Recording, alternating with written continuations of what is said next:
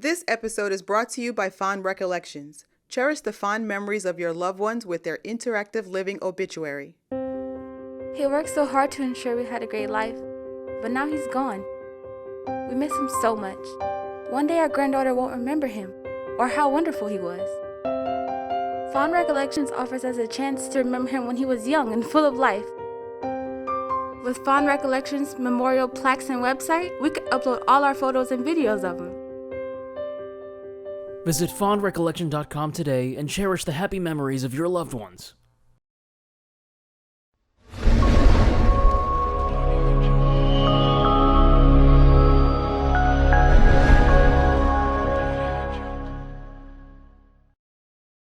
Chapter 7. The Big Day. Almost. Teresa looked outside the window of her apartment and could see storm clouds brewing outside. She hoped that they would hold off just a little while longer so that she could have her wedding day in peace. Other people might feel deterred by them or feel like they are a bad omen, but Teresa was not willing to let a few clouds ruin her big day. She was going to marry Victor today, no matter what. Teresa had hired a hair and makeup artist, respectively, to make her over for her wedding day. Her appointment was scheduled for her hair and makeup to be done early, so she could get to the park on time for her wedding. The bell rang and Teresa ran to open it. She was still in her dressing gown. She wasn't sure if she should put her dress on this early. Her makeup artist arrived, a flamboyant young man in his early 20s. He had platinum, silver, and purple hair and multiple piercings in his ear. "Oh, darling, look at you. He gushed. Won't you make a gorgeous bride?" He declared. "Now, let's get started. We don't have any time to waste. Show me your dress, girl. Let's figure out your look." Teresa led him over to the dressing table and showed him her peach dress hanging outside her wardrobe. "Wow, Peach, I love." He declared happily. "Oh, I'm so happy you're not just another boring bride in white." He laughed, and so did Teresa. Yes, I didn't really want to go the conventional route. Teresa explained. Plus, white makes you look fat. The makeup artist sat her down and started prepping her face. "Don't worry, girl. When I'm done here, you'll be glam and gorgeous and not the least bit fat." You need to put on your wedding dress last. The makeup artist told her. "We don't want to get makeup on your gorgeous dress." Teresa agreed. She went into her bedroom and zipped up her wedding dress. After the final alterations, the dress looked like it had been stitched onto her body. It fitted her so well. She walked into her dressing room, where the makeup artist was waiting. "Damn, girl, that dress is fierce," he said and wagged his finger at her sassily. Teresa laughed and thanked him. He first prepped Teresa's skin with moisturizer and primer. When it started looking dewy, he used a cushion foundation on her face for a light sheen. He dusted her eyes with beautifully pigmented eyeshadows in peach, gold, and brown. The effect was stunning, especially after he paired it with immaculate winged eyeliner. Teresa was amazed at how good her skin and her eyes looked. The makeup artist added shiny highlighter to her cheek along the rosy blush. Finally, he completed the look with a slick layer of peach lipstick. Teresa looked like a goddess.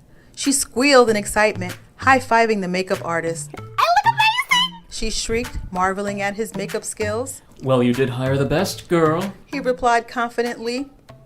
Teresa thanked him profusely. "Just doing my job, girl." The makeup artist told her with a smile. Teresa made sure she tipped him extra as well as he walked out of the apartment. Makeup taken care of, she just had to get her hair done. Her makeup had taken 4 hours to complete, and by now, it was almost time for the wedding. Teresa's stomach was in knots. The doorbell rang once again, and Teresa's hairstylist had arrived. She was tall, with long red hair and equally long nails. Teresa had gotten her own nails done the day before, where she got peach acrylics to match her dress. "Hey, I'm Sam. She introduced herself. I love your dress and makeup." She gushed. Teresa thanked her as they settled into the dressing room. "How do you want your hair to look? Any ideas?" I have a matching jeweled headband instead of a veil. She told the hairstylist. I just want a hairstyle that looks good and complements the headband. "No problem at all. I can do that for you." She blow-dried Teresa's hair to give it volume and used a curling iron to add soft curls that fell gently around Teresa's face. She teased her hair from the top to give it volume and gently nestled her headband on her hair, securing with bobby pins. Teresa loved her hair and it looked amazing with her outfit and makeup. She was glad she made the right choice when it came to her hairstylist. She paid her and thanked her as she left with another big tip. Teresa slipped on her glittery peach pumps to match her dress and wore a simple chain around her neck and small stud earrings. She didn't want anything to distract from her face and dress. Spraying on perfume as a final touch, Teresa surveyed herself in the mirror and smiled. It was almost time for her wedding. Meanwhile, at the Bayville Public Park, the setup was complete and it looked gorgeous. The white gazebo was decorated with beautiful peach and pink flowers. Along with every chair located at the end of each aisle, there were fairy lights nestled inside the flowers that were wrapped around the gazebo, making it look like 1,000 fireflies were resting there under the open sky. Everything seemed to be falling into place. Even DJ Joe Crazy arrived just to make sure the right sound would sound perfect through his speakers as Teresa walked down the aisle. Teresa's family had started to arrive, stepdad being the first guest.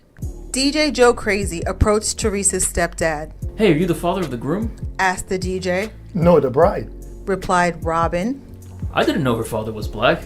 Damn, that explains her style and attitude. Replied the DJ. Maybe. Robin smiled.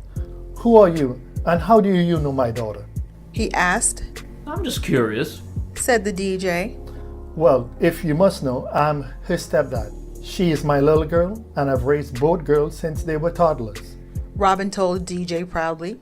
I'm DJ Joe Crazy. Here, take one of my mixtapes. This one's called Booty Fest 8. It's killing it out there in the streets. All the young ladies will be calling you daddy if you play this tape. You know what I mean, Pops? He extended his hand towards Robin to offer a handshake. I don't listen to that rap shit. Robin looked at his proffered hand and frowned. I'm an old school person myself. He declared. I'm not looking for a young lady, I'm looking for her aunt. He guffawed. That's more my speed. So what you've got? Both men laughed. I got an 80s barbecue mixtape called Barbecue Booty 4. It's for all you old players. You can play cards all night with this mix. Do all your mixtapes have the word booty in them? Robin laughed. Okay, let me get a copy of that one. He relented, reaching for his wallet. How much? Oh, it better have the Isley Brothers on it. Oh, it does. Smiled DJ Joe Crazy. That'll be $10. And if you need any more music, feel free to go to my website, www.djjoecrazythebitchlover.com. Please become a member and tell all your friends. You'll save $3 off of every download once you become a member. You're out of your damn mind. Robin said indignantly. Why would I do that? He smirked. Now, if members save $5 off every download, then I'll become one. DJ Joe Crazy smiled and shook hands with him. Don't you guys know it looks like rain today? He said, looking up at the sky. I would hate to see Teresa's beautiful day destroyed by the weather. Shit, I'm planning on having everybody on the dance floor all night long. Yes, I mentioned that to my daughter. Robin sighed exasperatedly. However, she still wanted to have the wedding today. Robin gave the DJ a helpless look. Let me tell you something about my daughter. He said resolutely. Once Teresa makes up her mind about something, there's no turning back from it. You can move heaven and earth, but Teresa won't change it. I used to take Teresa and her sister Judy to this park as little girls. Robin reminisced affectionately. We used to call this our park. Teresa was 13 when she told me that she was going to have her wedding at this park. Yet, here we are today. Bayville's Park, on the rich side of town, for my baby's wedding. He glanced at the sky worriedly. Damn. I hope the rain misses the park just for today. I didn't know that. Said DJ Joe Crazy, looking amused. But, are you aware that she's having Popeye's chicken cater the wedding? He chuckled. I thought your daughter had some real paper. Why's she going the cheap route for a wedding? Shit, everybody knows Popeye's never had any spicy chicken. That girl doesn't give a damn about no fancy food or expensive venue. He said warmingly. Shit, it's all about a party for her. Anyway, if there's some hot sauce, people would eat the damn chicken. Everybody loves Popeyes. DJ Joe chuckled. Don't you mean the wedding reception? I've never heard anyone call it the after party before. I like it. Next time you try to correct me, I'll shove my foot so far up your ass that the next tape you make will be called Shit Tape Volume 1. Robin warned. DJ Joe Crazy slowly backed away from Teresa's father, finally understanding where she gets her personality from. Teresa had finally arrived on the wedding venue and was in a small room at the tiny Parks and Recreation office that they graciously let her use for the bridal room. She glanced at herself in the grainy mirror they had in the office and thought she still looked amazing. Her dress looked like it had been painted on her body, and the color looked amazing with her skin tone. She couldn't believe it was finally time for her to marry the man of her dreams. Just anticipating how Victor will look, standing at the end of the aisle, all dapper in his suit, waiting expectantly for her to join him, gave her butterflies.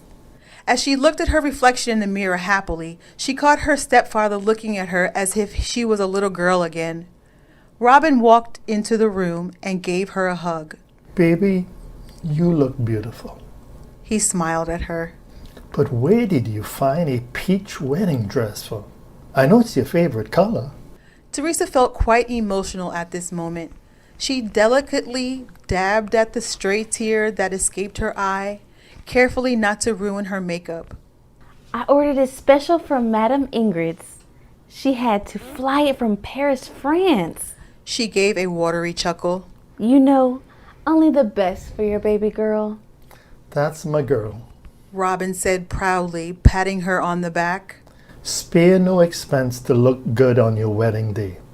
You only get married once after all. He smiled at Teresa. I hope your fiancé knows what a treasure he's getting. He said warmly. He better always protect you and love you. Otherwise, I'm going to personally kick his ass and his mother's. Robin and Teresa both start laughing. Oh, and how do I look? Robin said, striking a pose in his navy blue suit. Senior sexy. He asked mischievously. We both look great, Daddy. Teresa cried, pulling him into another hug. Now, come on. We better go. You gotta walk me down this aisle. And we can't keep our guests waiting. Teresa and her dad wiped their tears and proceeded to walk out the dressing room hand in hand. The guests all settle into their seats along the decorated aisles and wait. A hush falls over the crowd. All of Me by John Legend starts to play, signaling Teresa's cue to walk in. All eyes on her as Teresa appears standing at one end of the aisle. Victor and the priest were standing on the other end. Victor turns around and looks at Teresa, wide-eyed and love-struck. Before Teresa could take one more step, there was an almighty crash of thunder and a flash of lightning. A torrent of cold rain started beating down at the wedding party, and the guests started running for cover. Teresa had been advised to start the wedding earlier, but she had refused because she wanted to walk out at the perfect time, when her song was playing. The scene unfolding before her eyes was a total disaster. Her guests had to run into their vehicles, and even the DJ had thrown a tarp over his speakers and was running inside with the turntables. A strong gust of wind had blown several chairs over. By the time Teresa got to the end of the aisle, nobody was there to see how beautiful she looked. She and her father were soaked, and her beautiful peach dress was now a soggy mess. Victor grabbed Teresa and dragged her inside. Teresa was sobbing, but there was nothing else anybody could do. The wedding would have to be postponed.